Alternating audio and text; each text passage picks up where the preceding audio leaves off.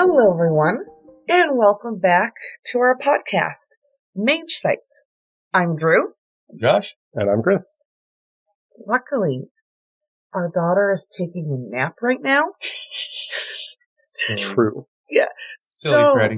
Silly Freddy. We have maybe an hour to record Yes. with her sleeping. Which is about all we need, an hour and a half. And hopefully we can get through all of our topics. We've got a lot to get through. We do. Well, sort of. We can pretend that it's fewer than it is, but it's really a lot. Yeah, 13 is a lot. It's 13 separated into 5. Right. All right, so let's get into this heavy yet not heavy topic. Understanding the means of magic is core to being a mage. These means are called practices, 13 different ways of interacting with the lie. Ability with these is used to gauge a mage's mastery of an arcanum. To this end, arcanum mastery is denoted by 5 levels: Initiate, Apprentice, Disciple, Adept, and Master. Each of these levels encompass some subset of practices. An Initiate will be proficient in Compelling, Knowing, and Unveiling. An Apprentice, having first learned Initiate practices, will next learn Ruling, Shielding, and Veiling.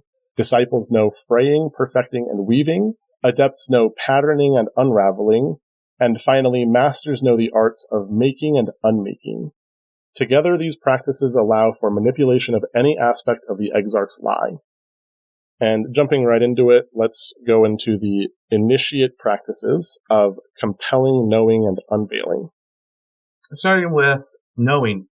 This is the easiest practice to explain. Ask a question and you receive an answer. A simple example is time. Cast a spell on something and ask about its future, or whether it will occur or not, and you get an answer of yes or no. And something that's interesting about the mastery levels is you can have a high mastery level but still cast a knowing spell, and you can do a lot more with it, and essentially just use that spell to learn everything that you could learn with that spell. And, like the higher you get in mastery, like the higher that spell is, even though it's a Initiate spell. Yeah. When you're a master, you can take the Initiate spell and amp it up. Yeah. When I think of a knowing spell, the time one definitely, I think I've definitely used that with Spice a couple of times. But I think of time. I can't remember what the name of the spell is, but it's definitely you look at it and you can tell exactly, or ask the question of what spell is on that. Or what's kind of interesting about knowing, I guess, is I was reading the book and saw there weren't any knowing forces spells, I guess, because there's kind of a subtle difference between knowing and unveiling. So kind of all of the maybe would-be knowing forces spells are unveiling instead of knowing. Well, I kind of explain why there's the distinction there. So knowing spells answer a question, while unveiling spells reveal information. Now, so if we're going to think forces, think about the difference between looking at a dish and knowing if it's at the right temperature versus changing the way you see it so that you can see all of the heat that's in it and around it. So knowing gives you a direct answer to a question or something you want to know, while an unveiling allows you the ability to perceive that. So a lot of spells that you may think you want knowing, you may end up being unveiling spells. So it's another example of knowing spell. An example I think we've even talked about it before is Forensic Gaze. It's a death knowing spell and allows you to look at someone who is dead and know how they died. So you get to basically relive the crime scene. That's a knowing one, right? You said? Yeah, it's knowing. Okay, because it allows you to know what happened. Mm-hmm. Okay. On the other hand, an unveiling death would instead reveal that the thing is actually dead versus because you can see the death in them. Space knowing will reveal if a object has sympathetic connections, what they are and what their strength is. So you can look at the teddy bear and see if anyone loves it. Can you tell who loves it? No. Okay. You get the name, you get the strength of the connection and the name of the connection. Okay. Cool. So moving on to Unveiling, let's talk about how that works. Like, what's another example of Unveiling? You talked about it a little bit, I guess. Unveiling reveals, it brings the information into your senses. So an Unveiling spell, so for example, a Spirit Unveiling, Exarchs Lie. Exarchs Eye allows you to see into the gauntlet. As you look around, you can see into the spirit world. So it opens up your senses to seeing things beyond what should be there. And that's life? That's spirit. Oh, that's what I meant. I meant spirit. The other Thyrsus Arcana. Okay. So it allows you to see through the gauntlet, and it allows you to see spirits. Yeah. Fate has interconnections. You can see how things are tied together through fate. It reveals both sympathetic connections of individuals, but also reveals destinies and different from the space knowing spell for knowing what the sympathetic connection is. This is just kind of revealing that there is a sympathetic connection, right? Yeah. So knowing gives you directly. I want to know what the sympathetic connections of this object. While Unveiling allows you to see the interconnections, so that's why it works with in Fate. You can see like the symbols or things that tie people together. You look around and you see chains wrapping them together. You know that they're mother and daughter, or because fate of their shared fate. Since we kind of already talked about space a little bit for knowing, there is an Unveiling spell in space called Outward and Inward Eye that it won't tell you about space, but it lets you kind of look through it in a way that you couldn't do without magic. So, I guess you to see from all directions at once. Well, my understanding, I guess, it kind of lets you see from any point you can see from any point that you can see from your current position. Yes. So yeah, you would be able to see, I guess, from like right in front of you. You could then just see behind you. That would allow you to see from any direction. Yep. You do that so you can scan real quick and see if there's any enemies coming. Yeah, without moving your head. Mm-hmm. True. Going on to Compelling, let's talk about Dispel Magic. Prime can kind of pull on the thread of any spell. Dispel Magic allows you to, like pulling on the sweater until it unravels. You can do that to magic. To cast a spell, you have to be aware of the kind of magic it belongs to.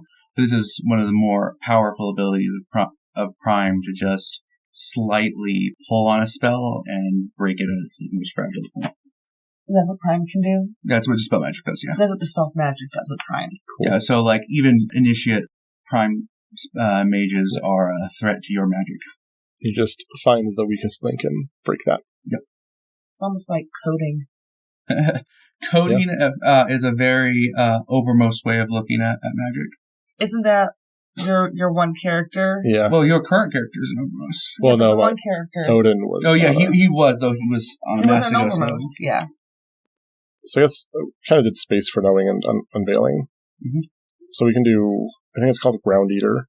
Is a compelling space spell. Yeah, Ground Eater is that every step you take takes extra space. So you only take 3 steps, but you can go a mile. And you could reverse that too, and make it take less space. Make it take longer to get somewhere, because there's more space that they have to walk through, essentially. Yeah, to make it so that it takes an hour to walk 5 feet. Exactly. If you want someone to be really slow getting someplace, I don't know why you do that to yourself. So let's move on to Apprentice level practices. I kind of want to start with Veiling and talk about machine invisibility. That's kind of a fun matter spell. So it makes the target of the spell invisible to being recorded by recording devices. No ring cameras. Yeah, the object won't be, or person won't be caught up on cameras, or their voice won't be caught up on their recording device. Because however it's stored is matter, and you're affecting how it interacts with the matter cannot interact with it, and therefore can't record it. Perfect thief. Yeah. And similar to that, you have invisibility, like on the forces side of things, because then you're preventing people from, like, the light from reaching other people that's bouncing off of you. Yeah. So with the matter one, people can see you, but cameras can't. So like when they go back and they look at those ring cameras and whatever, they're like, there's a ghost walking around. Well, no, there's not like a ghost because they can't even see the ghost. They just don't see anything. And then with the forces one, you're like the invisible man. Right. And it's a little bit, you kind of get the benefit of machine invisibility with regular invisibility, but it's still That's different. True, because you're not going to get caught on the camera anyway.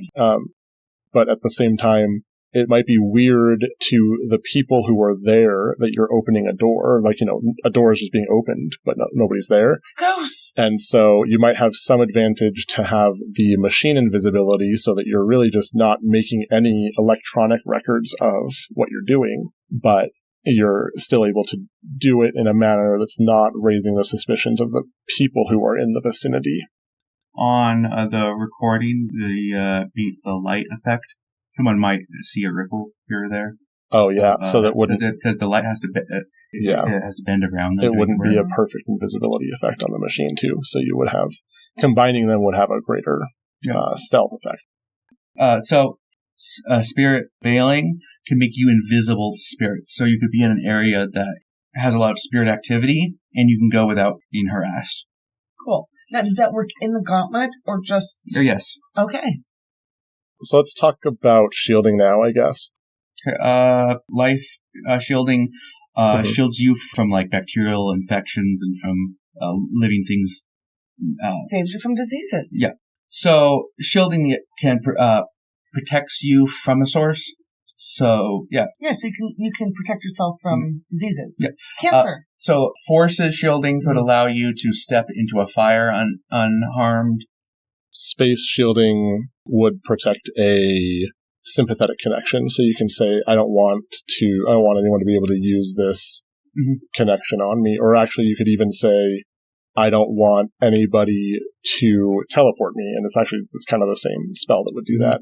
But you can hide like your sympathetic connection on something to like someone who's important to you, so that they can't find that person. The sympathetic connections form naturally, and then you would put a ward on top of the object that has the connection. Right. Like Peter Parker has to do the people he cares about because they keep on going after him. Is that about the new movie?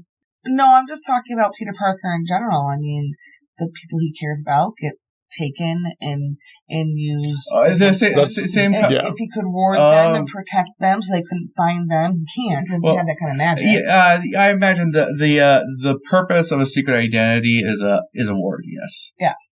Also, ward spells can protect you against supernatural effects, like from spirits or ghosts. Well, and what's the difference between that and ephemeral shield? Well, ephemeral shield is the spirit shielding spell against spirits. So that's the one that protects you against spirits specifically. Yeah. So let's talk about ruling, maybe psychic domination from mind. Ruling spells are used to make an arcana do something. So, psychic domination, it allows you to take control and force a mind to act in the way you want it to. So you could make someone walk out of a door or jump in front of a car. Depending on how powerful the spell is. Right. Ruling, say in life, you can control a person's instincts. Let's spend some time talking about shifting the odds. That's a ruling fate spell. It's a fun one. Shifting the odds is a spell that when you cast the spell, you choose a thing that you want to find, and over the next day, as long as you're following signs and taking actions towards fate, you will eventually find the thing that you are seeking. Right. So if you needed to find a witness to a murder, you can find that. Now, it is limited on that you can't name like a specific person, but if you wanted to find a witness to a murder, it will find that example. But not to that murder. You might be able to, if your mastery of the Arcana is high enough, and you can power up the spell, but it doesn't. It's without that kind of power, it doesn't do that much. Yeah. If you're looking for someone who's a witness to like a particular murder, you might not be looking for a particular person. There could have been multiple like witnesses. So if you said something like that, could it just find you one of those witnesses? Yeah, I think with the if you have the higher mastery of the Arcana, then you could relatively easily include that kind of effect. I think if you didn't have that mastery, it might be risky too. The example they use in the book, you can find a corrupt cop, but you can't specify which corrupt cop.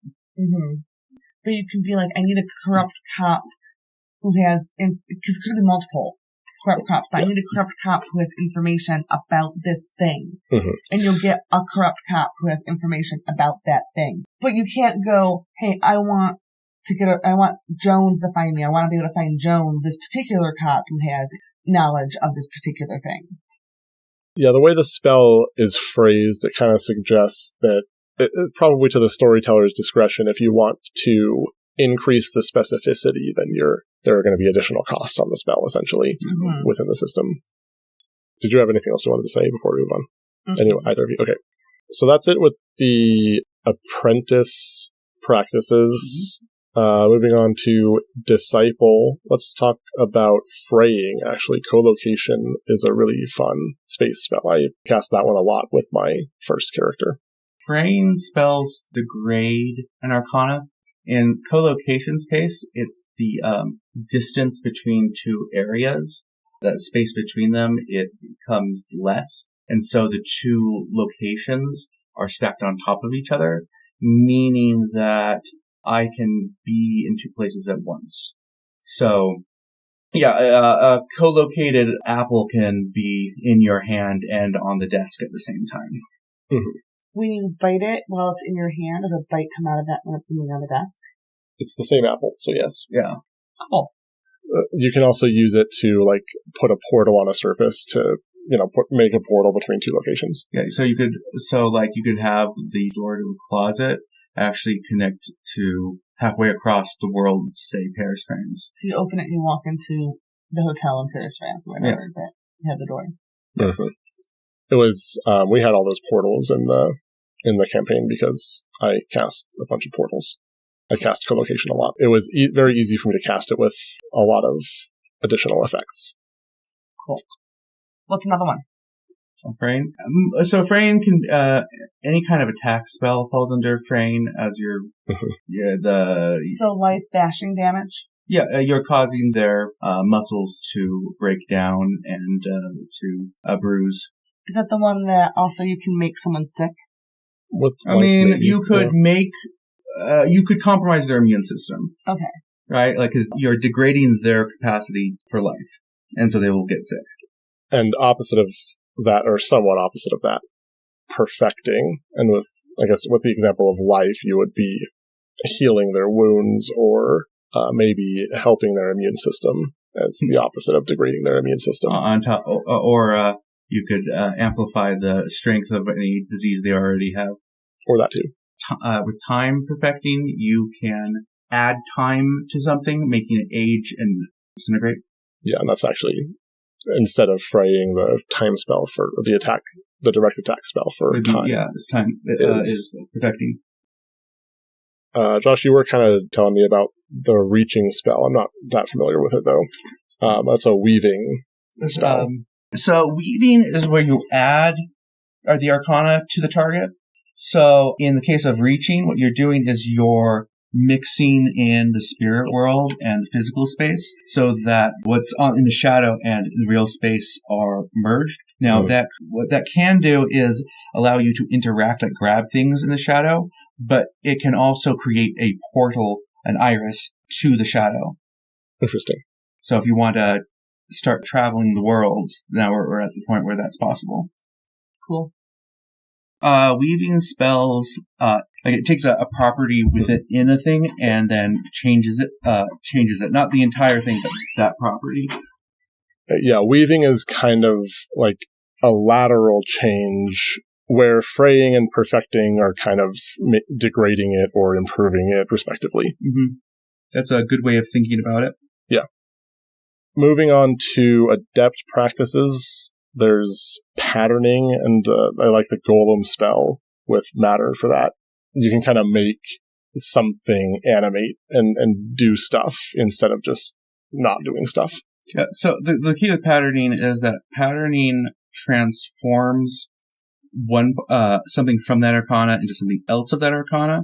So you can change the matter in something to have like completely unique properties. So the golem, its animate qualities are just property of its matter. It's a new kind of thing. Yeah, from a physical perspective, I guess you can kind of say that you're changing the properties of the material so that it can be more elastic, so that it can move in the ways that it needs to in order to do what it needs to do. And the thing is, we're going up the practices. We're getting to the point where things are no longer obeying the laws of physics, and they can do things that they shouldn't be able to do. Exactly. Not just like being a stronger version of a real effect, but being entirely impossible. Yeah. And adept spells can also be more powerful damaging spells than disciple spells, where maybe a disciple spell would be like stabbing someone, an adept spell would be like twisting the knife.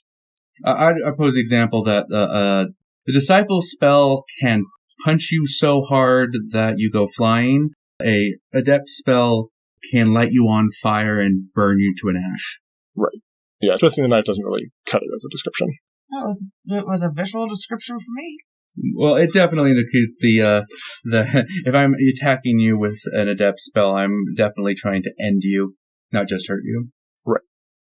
And damage can be either patterning or unraveling, kind of depending. That's why we say adept practices. But going into what unraveling is, there was a fate spell you liked for that. Sever oaths. So sometimes beings are mages, mortals are bound by a curse or some other aspect of fate. Well, I mean, whether it be something that they made an oath towards or the effects of a malicious fairy. Sever oaths takes that binding and breaks it, so that even if they were bound, they're now free. Yeah, unraveling is where you're first getting into more or less completely destroying something instead of just making it bad, making it worse. Mm-hmm. Actually, destroying it, taking it down to a cellular level. Yeah, or building it up in ways that are impossible or very strong. Mm-hmm. And going past that, we have the master practices of making and unmaking. Mm-hmm. With the case of making, you will create the thing from nothing. And in the case of unmaking, you will bring it back to nothing, or bring it to nothing. You will completely remove it from the fallen world. What's a couple of spells, for examples? So for an example, with Prime, you can bring truth into the world, a spell called Create Truth. And what that does is it makes an area holy. It creates a hollow or a place where the Supernal is strongly present. Where mana will leak into the world. Yeah. And what is mana? It's sort of magical essence that mages use for things. It's kind of getting into a little bit of the resources that mages have into the game setting. Yeah. Cool. Yeah, when you connect with the Supernal, you gain mana, and you can then store that essence, that power into yourself, and then use it for your spells. Sometimes spells cost mana, depending on different circumstances or what you're trying to do with the spell. Yeah. Cool. So with unmaking spells, an example of what you can do with that is Corridors of Time, which allows you to destroy your own timeline, effectively jumping back in time to a point of your choice. Would you use it for anything else besides destroying your own timeline? That's what the spell does. That is what the spell does. It removes the existence of some part of the timeline. And which then allows you to replace it by living through it. Can you do that to other people? Yes. Making them relive parts of their life? Yes. Yeah, and you can't exactly add to someone's timeline. You can. There is a making time spell, but it doesn't put you in the future the way as an opposite of Corridors of Time. Maybe you could try to do something like that. I guess that is in the realm of making, but in the core rulebook, the making spell adds to your timeline by putting you in a new timeline that is separate from the rest of the fallen world. So it kind of stops time for you for a little bit. You added extra time to the timeline. Yeah. Cool. So the thing is about practices, they're primarily rules for they're narrative limits around crafting spells, so that you know when something is appropriate and when something is not appropriate. there was an entire additional backbone mechanical system tied to this that tells you what kind of effects and what kinds of things are allowed with certain practices. But the real goal, though, is to use practices like you come up with a spell and then you use the practices to help construct the idea of what the spell works, and then the mechanics are built at the end of that, so that it affects the game system in the way that you intended it to. Right. So, like, going back to an example that we used when we were talking about knowing spells, is there isn't a forces knowing spell, but we did kind of just invent one by saying, I want to know whether or not this dish that I'm preparing, or this food that I'm cooking, I guess, is that the right is reached the right temperature to be, healthy to serve. Yeah. So yeah, the start always of any spell is always the intent. What are you trying to do? Exactly. And the practices then narrow it down to how you're actually interacting with the thing, and how difficult or easy the spell is to cast. Yeah, spell casting is a bit of a negotiation between the storyteller and the player, and these are the rules that we use to kind of make those judgments. It can often be the most time-consuming element, but it does make sure that the player actually has their involvement and their own creative input into the spell respected. Mm-hmm. And also, like, what I like about that is, even though it might not have a spell written down that you can do this particular thing with, it doesn't go because of that, your imagination is limited. It goes, oh, well, you're working in these lines, you know what this can do. Yeah, of course, with that imagination. It just allows your imagination to run wild and be really creative. And I enjoy that a lot. Mm-hmm. Even, like, lists of spells and lists of practices just ends up being used as, like, precedent, so that to help you figure out what you would do with the same practices. Mm-hmm. Oh, this was so much fun. This is always fun. I love doing this with you guys. So thank you so much. Before we close out, I want to take a moment to dedicate the session to a friend of ours who just passed away. We talked about that we're trying to get an actual play going here, and he was going to be one of our players. Yeah, he was one of the ones we were working on scheduling with. We miss you. Mm-hmm. Mm-hmm. Very much. We're going to try and keep him in our game. He's still going to be there. You're still going to be there. We can't let you go. Not fully. So, yeah. Well, if you guys enjoy what we're doing, please go check out our Instagram as well as our Patreon. And we will be bringing you guys more interesting stuff that goes along with Mage, and I'm very excited to share it with you guys. So please. And please rate the podcast and share it with others.